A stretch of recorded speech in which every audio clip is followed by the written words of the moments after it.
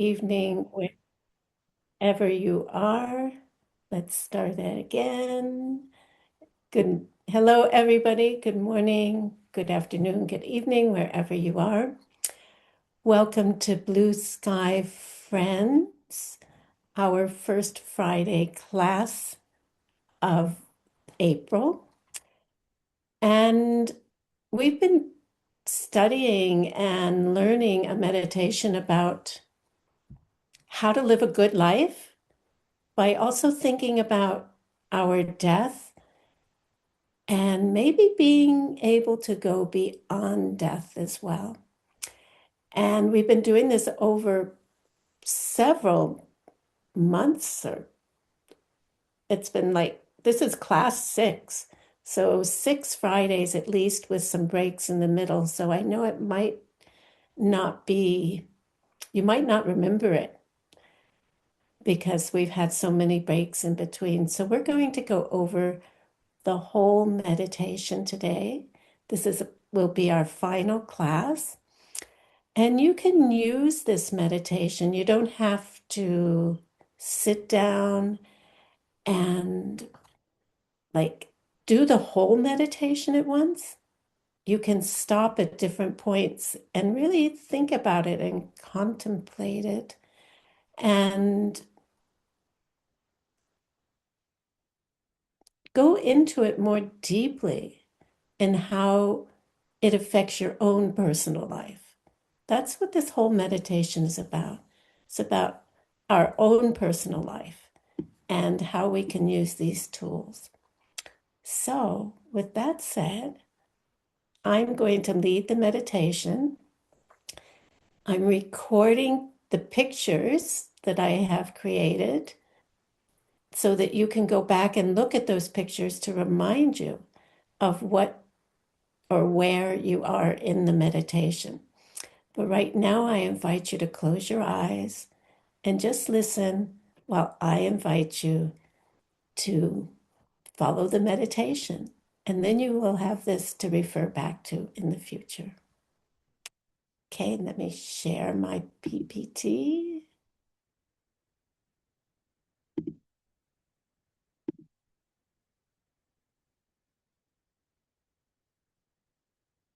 So there are nine steps in this meditation. There are really 12 different meditations, but there are 3 main divisions and the preliminaries, which are also 3. And then there are these 9 steps that we go through. And as I said, you can walk through and stop at whichever one you want to. It doesn't matter. And in fact, you can just meditate on one of those individually. And then eventually you can put them all together in a flow, going from one room to the next room, and it becomes this movie in your own mind. And so we will begin the movie.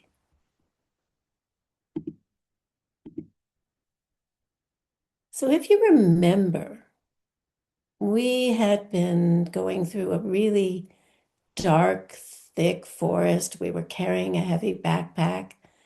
We had all of our life's belongings in it. And the forest, it was thick, it was dark. We've been struggling. We're tired. We're scratched up.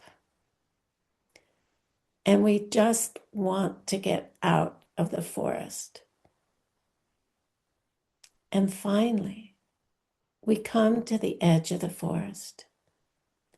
And this is the first step, coming out of the forest. And you see in front of you a field. And in the field, there's like a fair going on, and there's a lot of people there, and tables filled with food. And everybody is milling around the tables. And they're pushing each other out of the way to get to the food because it's so hard to get to it because there are so many people. And you're looking at this and you are hungry. You're tired. And you would really like something to eat or drink. So you go over to the tables. And you can't get in either. And you're struggling to get to the food and water just like everybody else. You're pushing people aside. And people are beginning to try and grab the things off of your back that are hanging off of your backpack. And you're also pushing them away. You're trying to get what you want.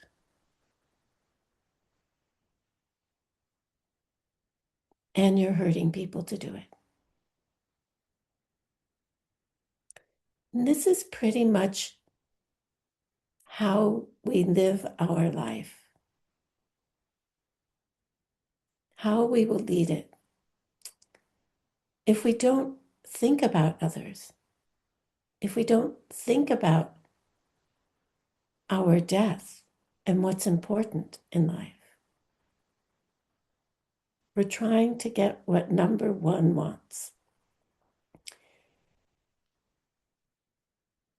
And you realize this, and you're thinking, I don't want to live my life like that. And so you step away from the tables without anything to eat or drink, not wanting to be part of that pushing and shoving and grabbing for me. So you break away from the crowd and you look up and you notice that there is like a castle in the middle of an island. And there is a bridge going over the water to get to the castle. And you begin walking across the bridge, going as far away from the crowd as you can. And you're realizing you do not need all those things that are in your backpack or on your backpack. And as you walk across the bridge, you start throwing things off. You're getting lighter and lighter. And as you throw those things down in the water, equate them to something you do in your life. Pick at least one thing in your life that you would like to get rid of. One possession or one relationship, which is not holy, which is not important. Identify that thing and let it go into the water, swept away.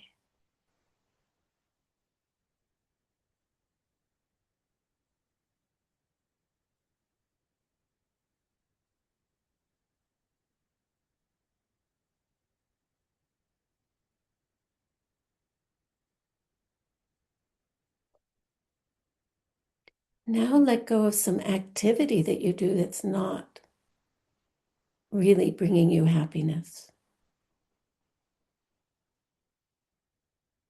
You're just letting go of the things that take up your time, take up your money, your thoughts, unnecessarily. Let them go as you cross the bridge.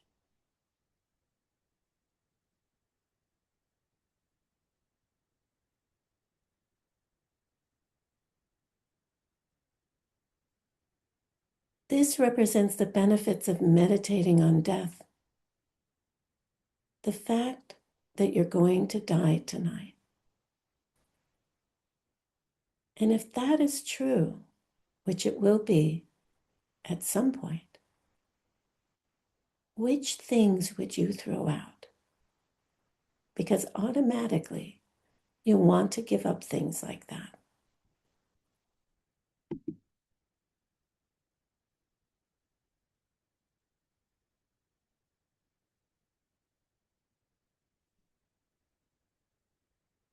You're getting lighter and lighter.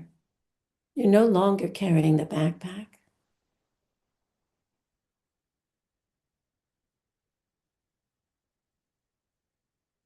And you're getting closer and closer to the castle. And you realize that at the end of the bridge are these huge, ferocious soldiers with swords.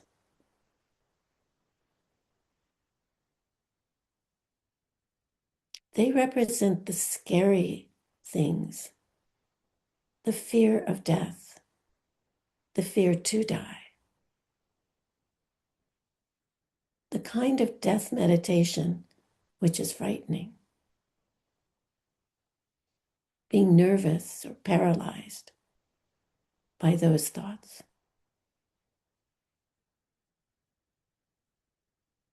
You gather all your courage up and you start to run as hard and as fast as you can, and you break through those soldiers with their swords. You break through that kind of thought, that idea, remembering that that is not death meditation.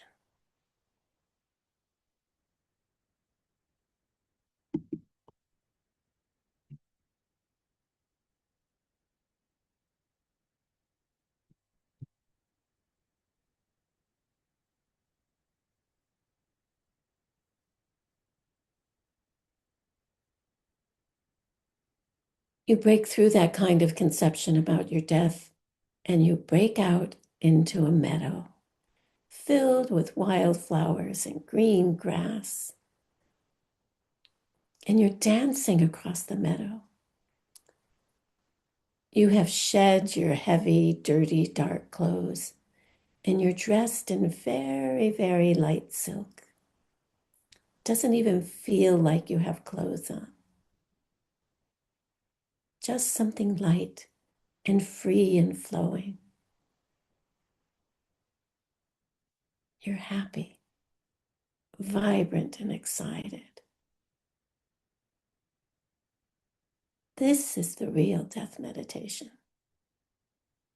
This is what you want your death meditation to be.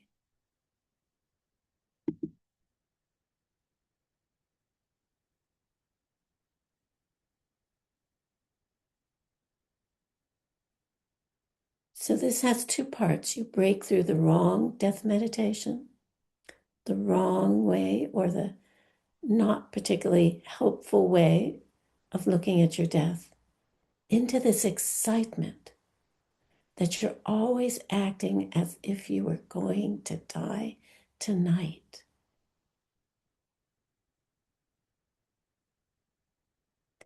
And you have stripped your life down to the most holy, most exciting things you can do. And you're not tied down with a lot of other things. You dance across the meadow between the moat and the building. And you come up to the front door, the first door.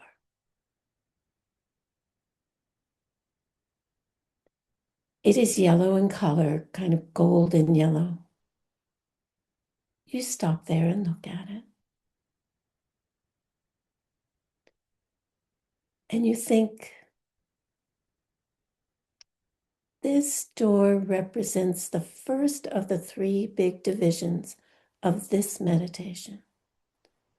And that's that death is certain.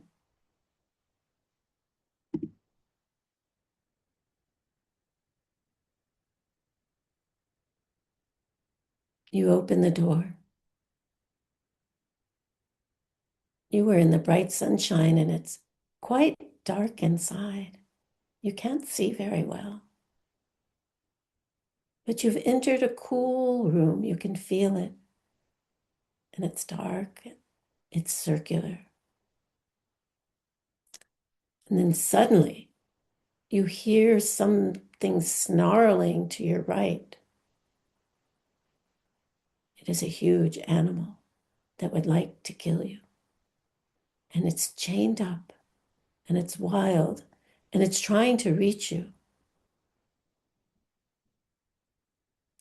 That represents that death is not something you can stop. Once it comes, you can't stop it. It's impossible that you would see a living thing when you looked at your body. And this life can wear out at any moment.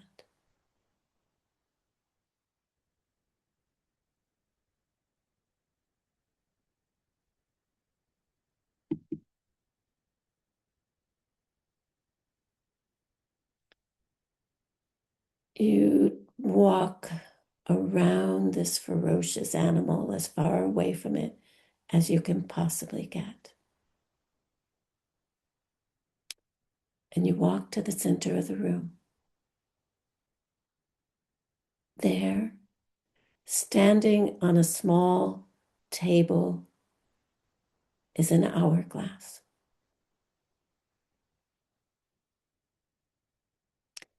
And you look at it and think about the fact that your life is always draining away, just like the sand in the hourglass.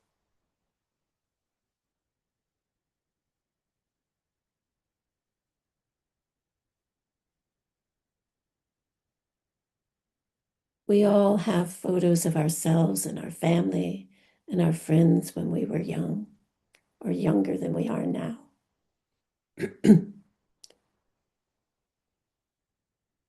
Fresh, excited about life,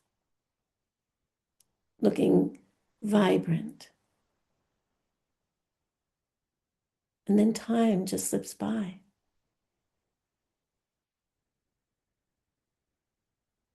Gravity weighs on the body and it sags and wears down. It's even happening as we do this meditation. Think about it.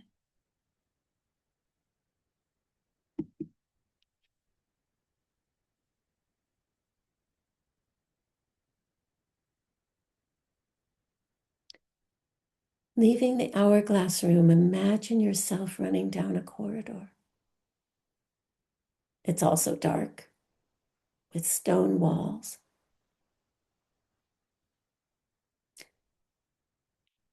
And it's like a gallery. There are pictures on the walls, spaced maybe 6 feet apart. And they have a little light over them. And each one is a picture of the teachers you have studied with, or one of the things they have taught you.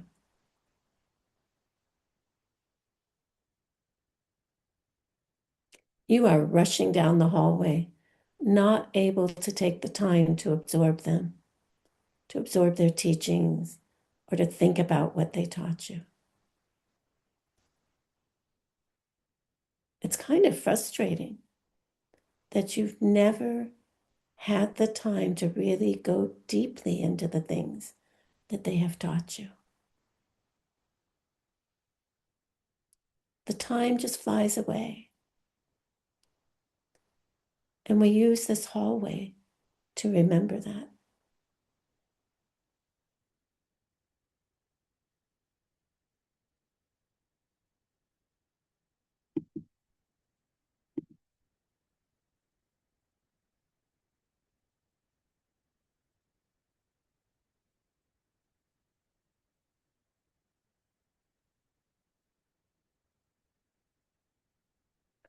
At the end of the hallway, just in front of you, there's a huge rectangular green door. And it represents the second step of the meditation, the second main division, that the time that you're going to die is not fixed. We don't know when we're going to die. And you look at the door for just a moment and think, now I'm entering the meditation on how the time of death is not fixed, not certain.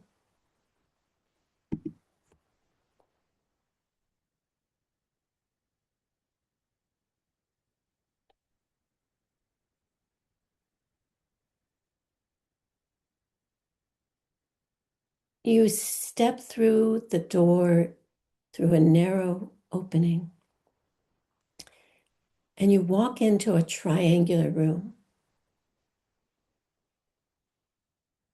It's narrow where you are, and it opens out into a larger room. And right in front of you, as you walk in, is a garbage can. And at the bottom of the garbage can is a big calendar with the number 75 on it in big black numbers. 75 represents the average lifespan. But forget that. Is it true? Does everybody live till they're 75 or older? And you look at it and you say, that's a lie. That whole expectation that it builds in our mind that we will have until 75 years old or something. It's a cruel lie of our culture. There's no average for a single person.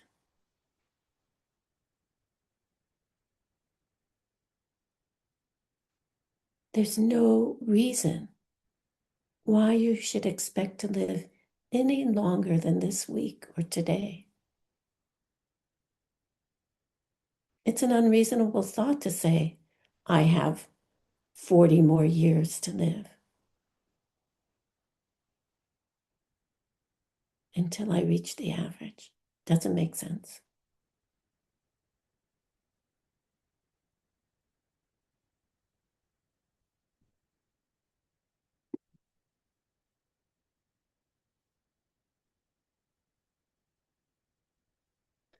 And then as the room widens out,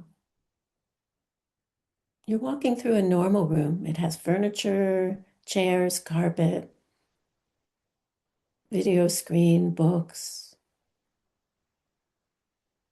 And you're walking through them to the other side of the room.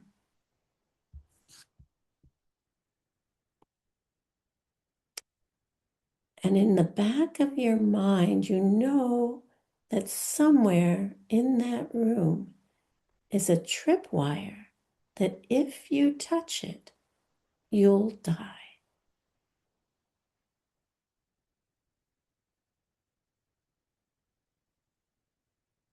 You're looking at the objects one by one. Is it the blanket on the couch that might catch fire one night? That's not going to happen to me.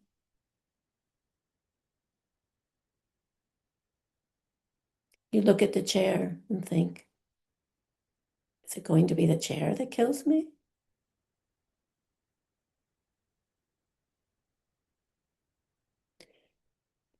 You look at the lamp. Could it be that something happens with the electricity and it explodes and causes a fire and I die in the fire?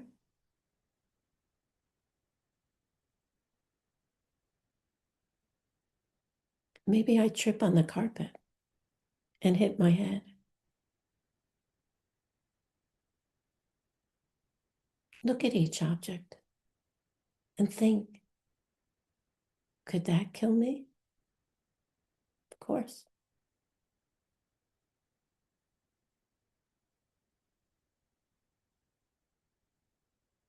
Even the glass of water and the plate of food on the table, there's something that could kill you. So walk through the room realizing that all the things that we need to keep us alive, one of them will probably kill us.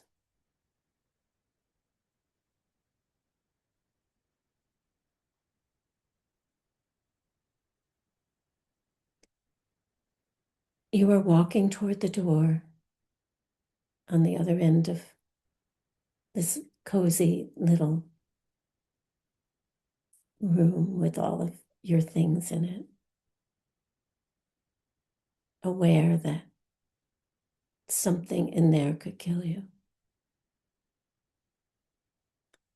You're walking toward the door in the middle of the base of the triangle. It's a red door. And as you approach it, you step on a splinter from the wooden floor.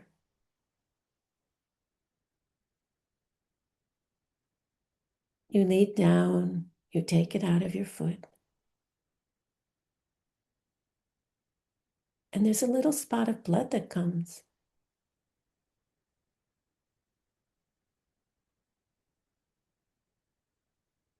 Look at it and think. It can get a little bit infected. And then it could get worse and worse. And maybe the antibiotics don't work anymore because they've become resistant. The bacteria have become resistant to antibiotics. So just look at it and think how fragile your body is, how little it takes to kill you.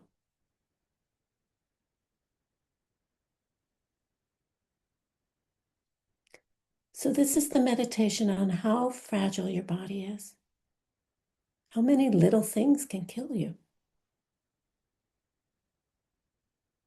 A little virus, little bacteria,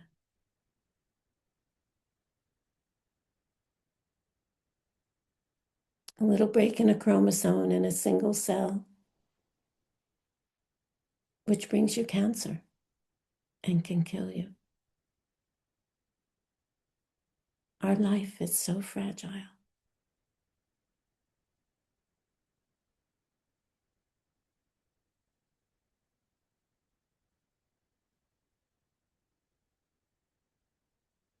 And you've arrived at the red door leading into another room.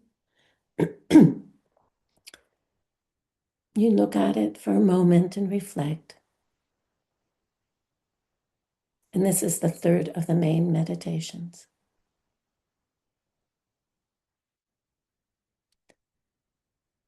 I'm going to meditate about how when I die, only my goodness can help me.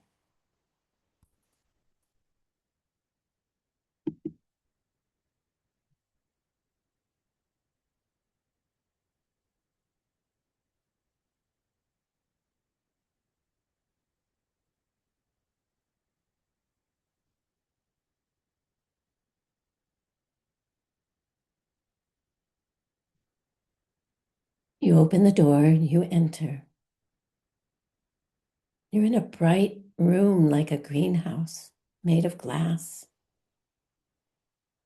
It's an arched room. The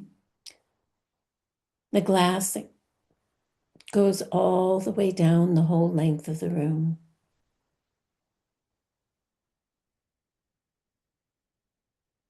And on the other side, there are things outside the glass.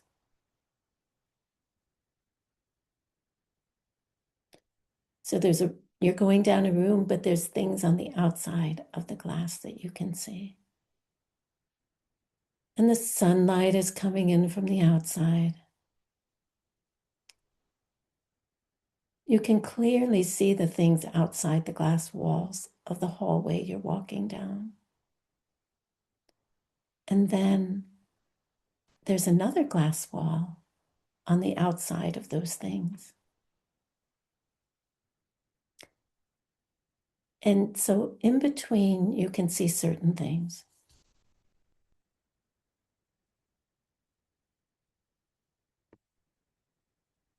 The first thing you see on both sides walking down the hallway are friends that you have, people you love. Put there 3 or 4 people that are closest to you. They're talking to each other, laughing and touching each other's arms. They're not thinking about you. They can't see you.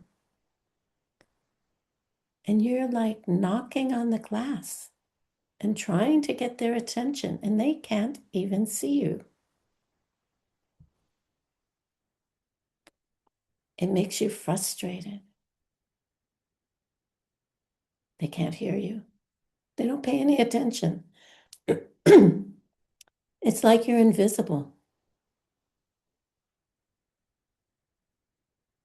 And this represents the place that is called the bardo, the place between death and your next rebirth. And the fact that you can't take those people with you.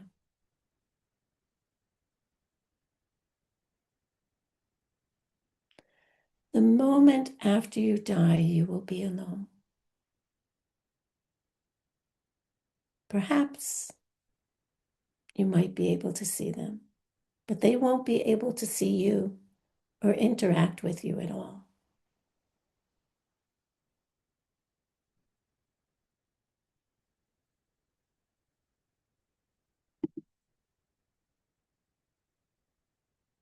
And then, as you walk halfway down this glass room, on each side are all of your favorite things. Photos, books.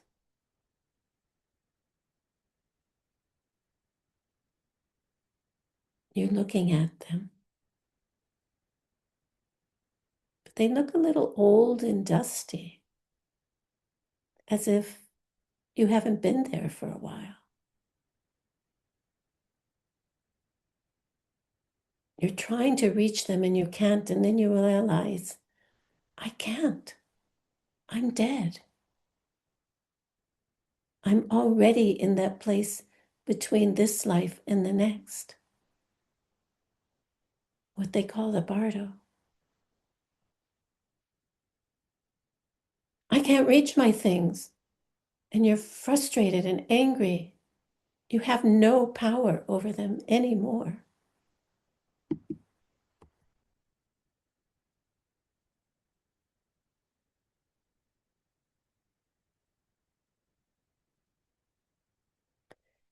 And then, as you approach the end of the hallway, behind the glass on the right side is your own body, naked on its back. The face is featureless.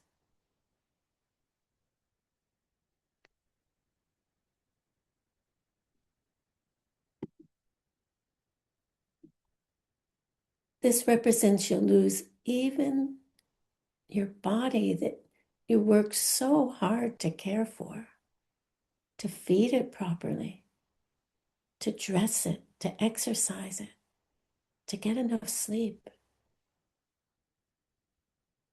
And now it's worthless. It's just laying there. And you can't really remember who you were very clearly.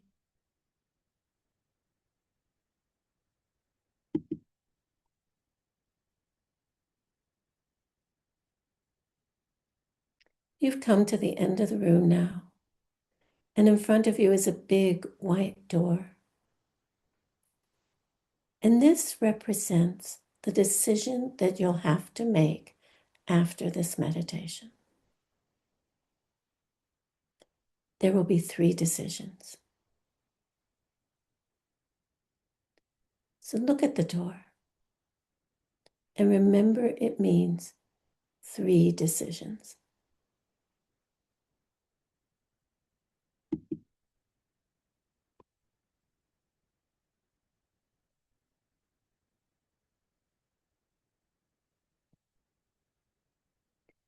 You open the door, you walk in. It's a very small, round turret room. It's a tower going up.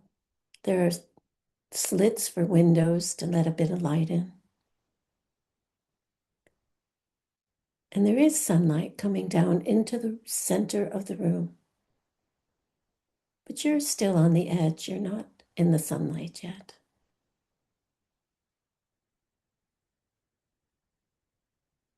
You look to your left and you see leaning against the wall a long staff of wood, very strong one.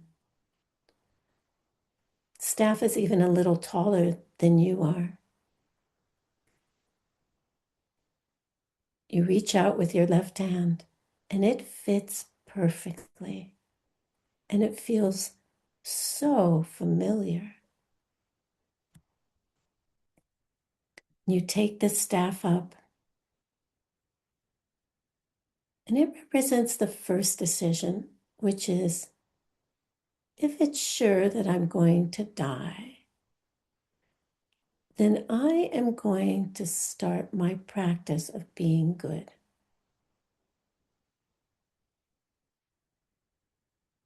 My decision is to start that practice. And that's taking up the staff in your left hand.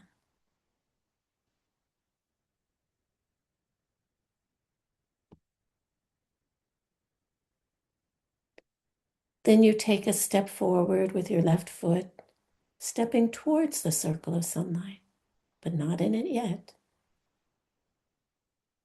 You lift the staff up and you thump the bottom of the staff down on the ground and you hear a sharp noise.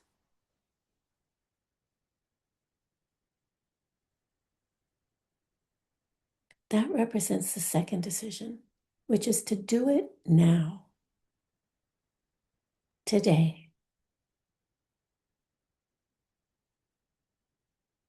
Today, I will start the process of thinking and acting as if I am going to die tonight.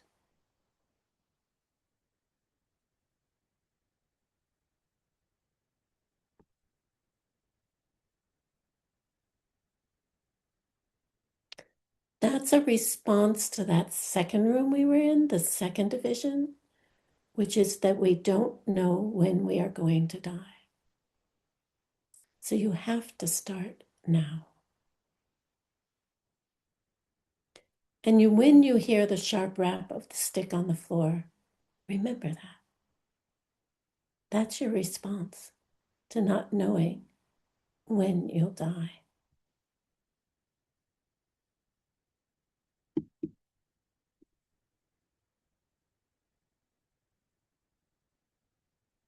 And stepping forward again with your left foot, you're in the sunlight.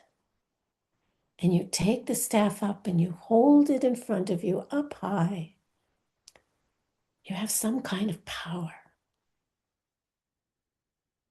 And that represents the fact that given that nothing else can help you when you die, this is what I will do. I will do this one practice. I will decide, I have decided, to concentrate on one thing, and that's my goodness, my spiritual life.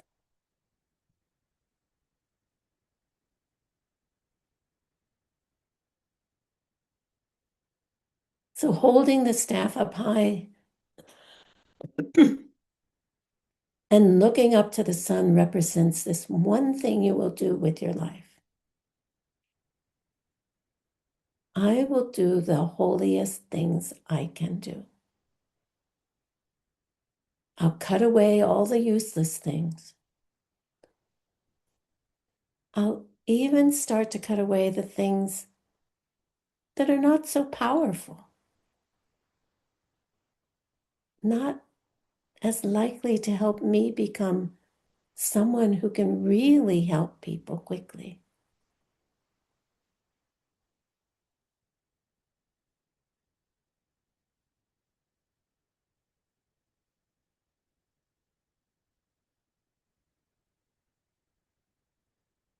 We need to try to go ahead as strong and as quickly as we can because other people are suffering. It's our responsibility to others. So you hold the staff up high and you decide to concentrate on doing just that and only that.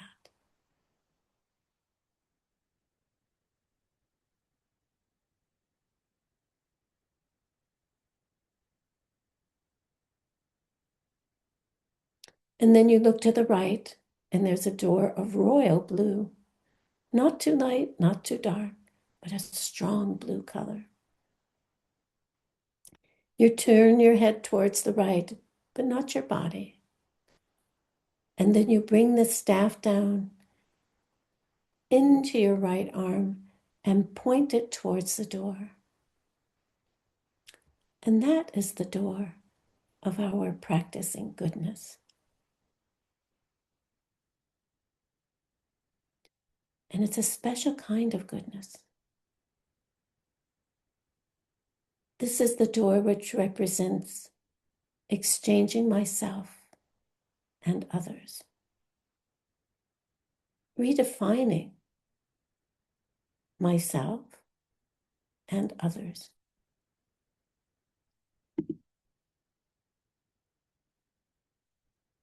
You go through the door into the first of the three rooms. And these rooms are much larger than the turret room you were just in.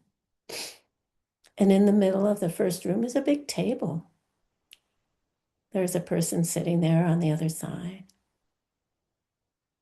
The table is covered with a checkered tablecloth, and it's all laid out for eating something.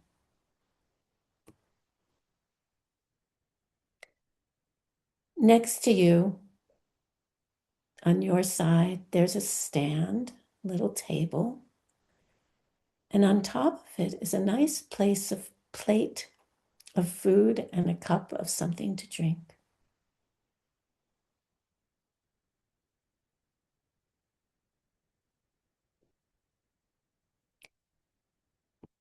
You approach the table, you sit down opposite the person there, and they're looking at you.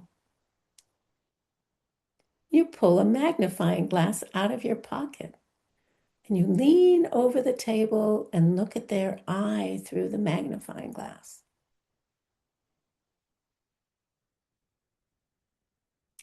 And this represents fulfilling others' physical needs, what they want, their physical desires.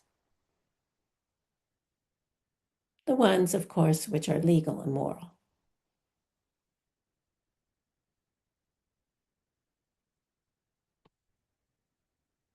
And then you hand them the glass from the little table. And that's fulfilling their emotional needs. So you're anticipating and fulfilling what they need emotionally.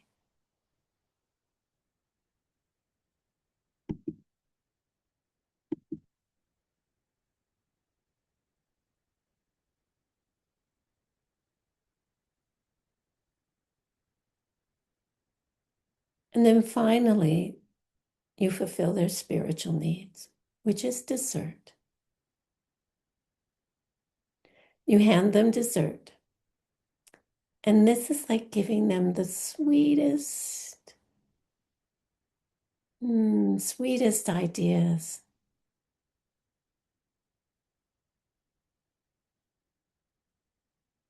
The sweetest things that will help them.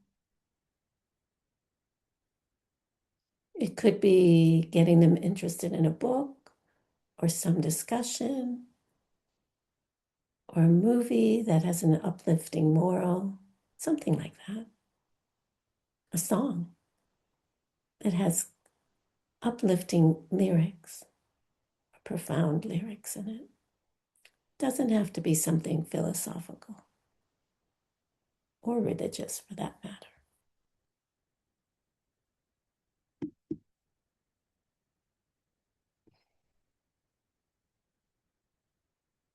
And you leave that room and you come to the next one, another large oval room.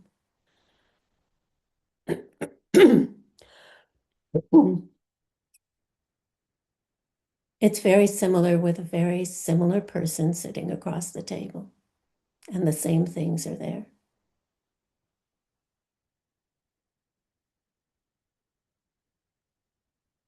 This time you go around to their side of the table and you ask them to sit on your side of the table. You play musical chairs. And then they reach for the food themselves and the drink themselves and the dessert themselves. And this represents putting yourself in their mind.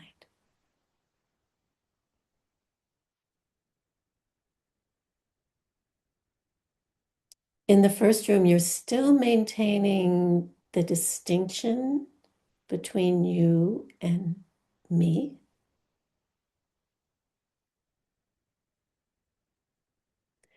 You are watching them from another side of the table. You're seeing what they want and you're giving it to them. You're anticipating it and giving it to them. In the second room, you're actually putting yourself inside them mentally. You're trying to think like them, trying to understand what they like from a much more intimate viewpoint. You're still sort of maintaining the distinction between me and you.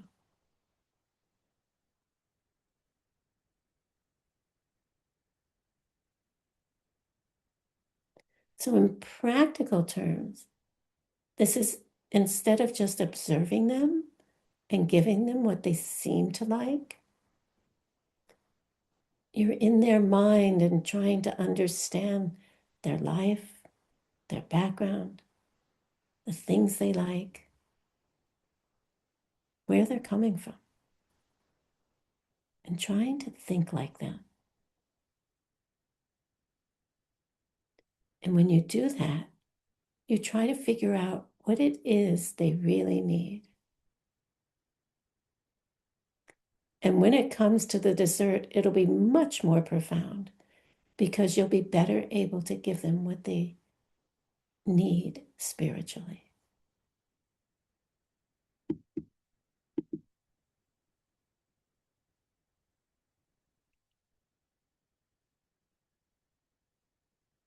And then you enter the third large oval room. You've worked your way around to be opposite of the turret room. And now you're in the exact western part of the building. You still haven't reached, there is a courtyard in the middle, but you haven't reached it yet. And you're traveling around parallel to the edge of the courtyard inside the building.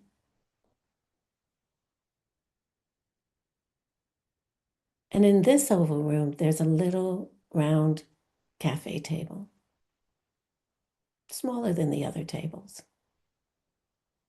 There are two seats facing each other. There's someone sitting on the other side. And there's a big, nice pie in the middle.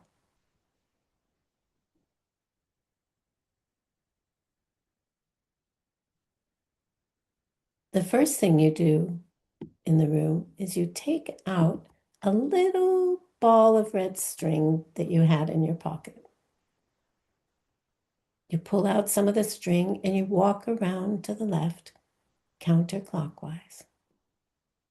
And as you walk, you are laying the string out on the ground and making a circle that includes both chairs.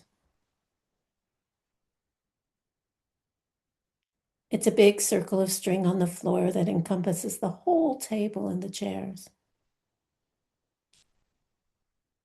You come back to the beginning and you finish it, the circle of string. You stoop down and tie it. And that represents breaking down the distinction between you and me. Now you and me is me.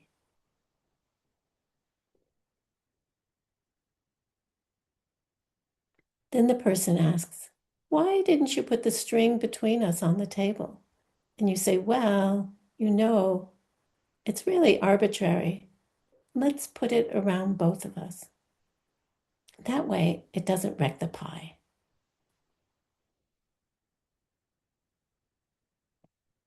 Then you sit down and join them.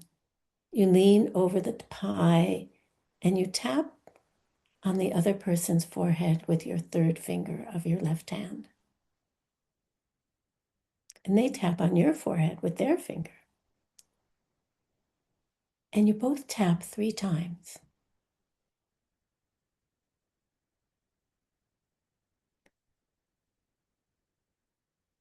This represents the meditation on the common enemy. Who is the common enemy? It's our negative thoughts and emotions. And it doesn't really help just to remove the negative thoughts and emotions from our own mind. We have to work on all of them in everybody's mind.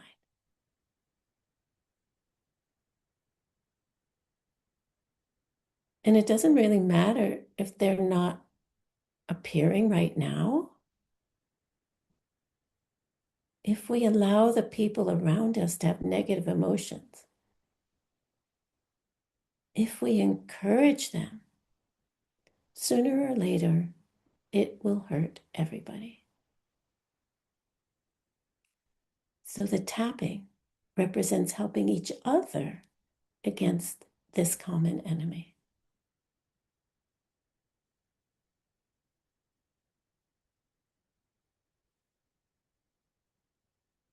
The last thing in this room is that you take one fork and you both hold it. You take a big piece of pie out with the fork and you both eat it off the fork at the same time.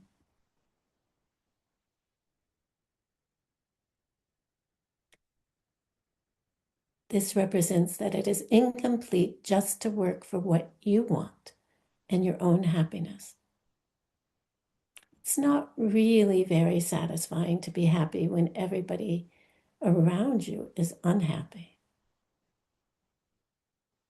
This way, you're working for a common goal. Everybody is equal in wanting to be happy and not wanting to be unhappy. It represents everybody is the same.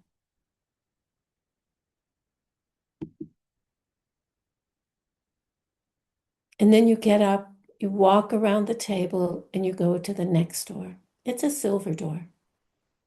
You open it, and there's a strange room, hexagonal, 6-sided.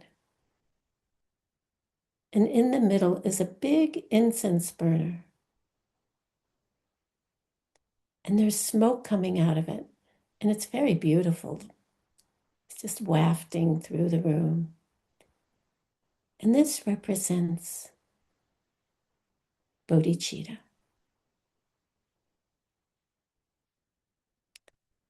A lot of the time when people hear the word bodhicitta, they think of some kind of ultimate love. or someone who really loves everybody or something like that. It's really something much more specific. It's that I will try as hard as I can to become a being who can help all beings, to become an enlightened being myself, so that I can really be of service to others.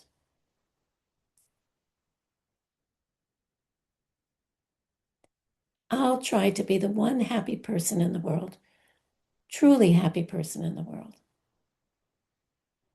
I'll try to mold myself into a happy person, ultimately happy person, so that I can have the best influence on others so they can have that happiness too.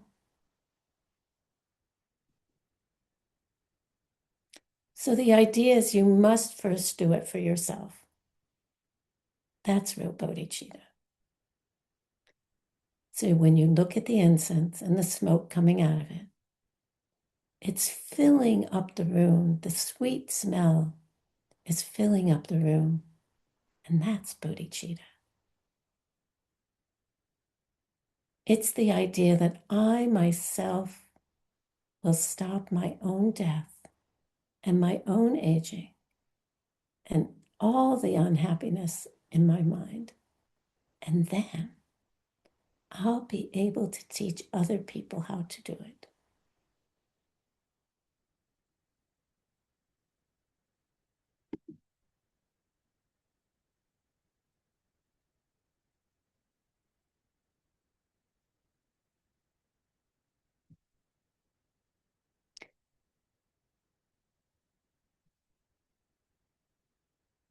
Bring your mind back into this room where you're sitting. Keep your eyes closed. Feel this warm, light, liquid light spreading from your heart out through your veins, throughout your whole body.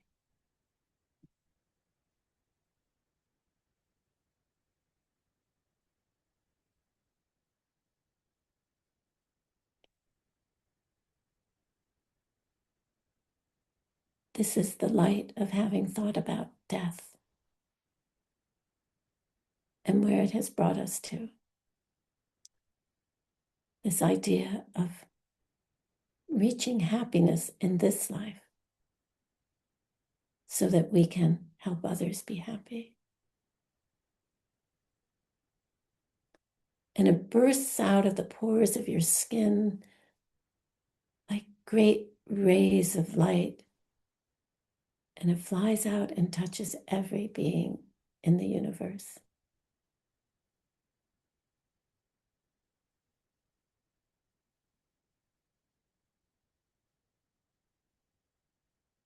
And they bask in this warmth and love and light and goodness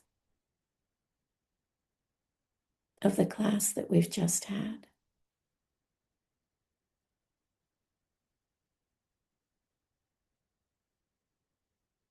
It's an unusual goodness to get together and talk about death. And at the end, come out with some kind of feeling of love and breaking down the borders between myself and others.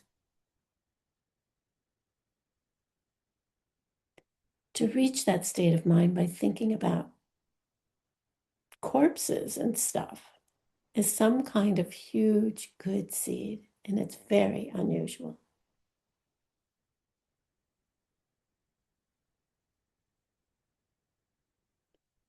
Do you think anyone else is thinking about this like right now? Think about the goodness of it, the rarity of it, and then let the light go out more and more and touch more people than before.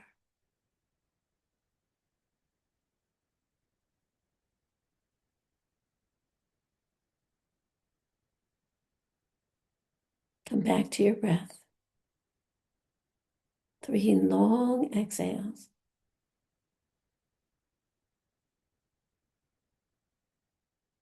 To the room, and when you're ready, open your eyes. Stretch and relax.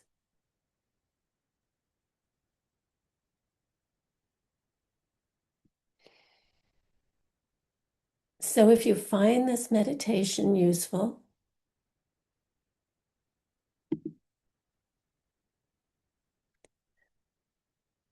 please use it, please share it, please pass it on to others. And thank you for being here.